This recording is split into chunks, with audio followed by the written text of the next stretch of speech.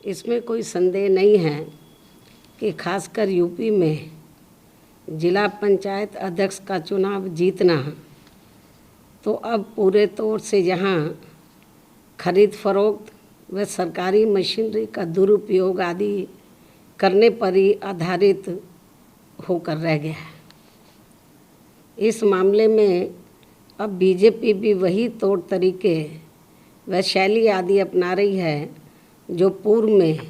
Samajwadi party भी अपनी सरकार के दौरान अपनाती रही है, जिसकी एक ये भी खास वजह थी कि जिसके कारण हमारी पार्टी को सन 1995 में सपा सरकार से अलग होना पड़ा था और इसको लेकर उस समय सभी पार्टियां काफ़ी चिंतित भी थी। लेकिन दुख की बात यह है कि अब वही गलती बीजेपी भी इस चुनाव में दोहरा रही है, जिससे यहाँ लोकतंत्र की जड़ें भी काफ़ी कमज़ोर हो रही हैं, जो ये अति दुर्भाग्यपूर्ण व निंदनीय भी है। इसलिए बीएसपी ने इस समय प्रदेश में हो रहे जिला पंचायत अध्यक्ष के चुनाव को नहीं लड़ने का फैसला लिया है और पार्टी के लोगों को ये निर्देशित किया है कि वे इस दौरान इस चुनाव में अपना समय व एनर्जी आदि लगाने की बजाय बल्कि अपना पूरा समय व ताकत अपनी पार्टी के संगठन को मजबूत बनाने तथा सर्व समाज में पार्टी के जनाधार को बढ़ाने के कार्यों पर ही लगाएं, तो ये ज़्यादा बेहतर होगा, ताकि इस बार यहाँ उत्तर प्रदेश में होने वाले आगामी विधानसभा चुनाव में बीएसपी की अकेले यहाँ अपने बलबूते पर सरकार बन सके। और हमें इस बात की भी जानकारी है कि जब बीएसपी की यहाँ सरकार बन जाएगी तो तब प्रदेश के अधिकांश जिला पंचायत अध्यक्ष खुद ही बीएसपी में शामिल हो जाएंगे, क्योंकि ये लोग सत्ता के बिना कतई भी नहीं चल सकते हैं। इस बात को भी ध्यान में रखकर हमारी पार्टी ने यूपी में ये जिला पंचायत का चुनाव नहीं लड़ने का फैसला लिया है। लेकिन यहाँ मैं इस चुनाव के संबंध में ये भी स्पष्ट कर देना चाहती हूँ कि यदि हमें ऐसा लगता कि ये चुनाव निष्पक्ष होने वाला है तो फिर हमारी पार्टी ये चुनाव ज़रूर लड़ती और हमारे काफ़ी जिला पंचायत के अध्यक्ष भी ज़रूर चुनकर आते। हालांकि बीएसपी ने अपनी सरकार के समय में चाहे छोटा चुनाव हुआ हो या बड़ा चुनाव हुआ हो, उसमें ऐसी कुछ भी बेईमानी व धांधली आदि नहीं होने दी है, जिससे लोगों का लोकतंत्र में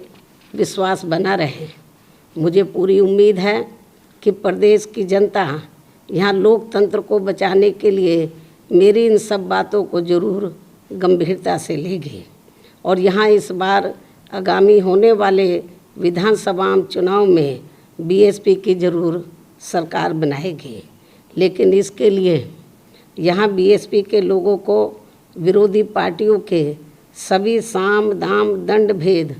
आदि हथकंडों से भी ज़रूर सावधान रहना है, क्योंकि विरोधी पार्टियां एक सोची समझी रणनीति व साजिश के तहत खासकर मीडिया के जरिए अभी से ही ये एक अफवाह फैलाने में लग गई है कि बीएसपी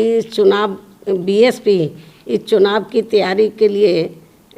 जितनी सक्रिय होनी चाहिए उतनी नज़र नहीं आ रही है, ताकि पार्टी के लोगों का अभी से ही इस चुनाव में उत्साह कम हो जाए। जबकि उन्हें ये मालूम होना चाहिए कि कोरोना महामारी की पहली लहर के ढीले पड़ते ही मैं फरवरी महीने के शुरू से ही यहाँ लखनऊ में मौजूद हूँ और यहाँ कोरोना नियमों का पालन करते हुए प्रदेश में पार्टी को हर स्तर पर मजबूत बनाने के लिए मेरी आए दिन पार्टी संगठन की छोटी बड़ी मीटिंगें बराबर चल रही हैं, जिन्हें मैं दूसरी पार्टियों की तरह दर्शाने के लिए रोज़ाना मीडिया आदि को नहीं बुलाती हूँ। इसलिए मीडिया को भी बीएसपी को कम नहीं आंकना चाहिए, जिसको अपने देश में यहाँ लोकतंत्र का मजबूत स्तंभ भी माना जाता है। वैसे पार्टी की राष्ट्रीय अध्यक्ष होने के नाते मेरी यहाँ बीच बीच में अन्य राज्यों की भी बराबर मीटिंगें चलती रहती हैं। ये भी मैं आज मीडिया बंधुओं को अवगत कराना चाहती हूँ। इन्हीं ज़रूरी बातों के साथ ही अब मेरा यूपी की जनता से उनके हित व कल्याण के लिए यही कहना है कि यूपी को बचाना है, सर्वजन को बचाना है, बीएसपी को सत्ता में लाना है व जरूर लाना है। यही समय व प्रदेश की आम जनता की मांग भी है। इसलिए चुनाव में बीएसपी का यही मुख्य नारा व उद्देश्य भी होगा। इस उम्मीद के साथ ही अब मैं अपनी बात यही समाप्त करती हूँ। जय भीम, जय भारत व धन्यवाद।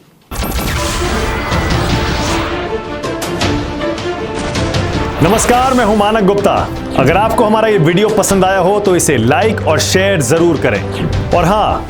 हमें सब्सक्राइब और फॉलो करना ना भूलें ताकि आप देश और दुनिया की कोई खबर मिस ना करें। तो जुड़े रहिए हमारे साथ और देखते रहिए न्यूज़ 24।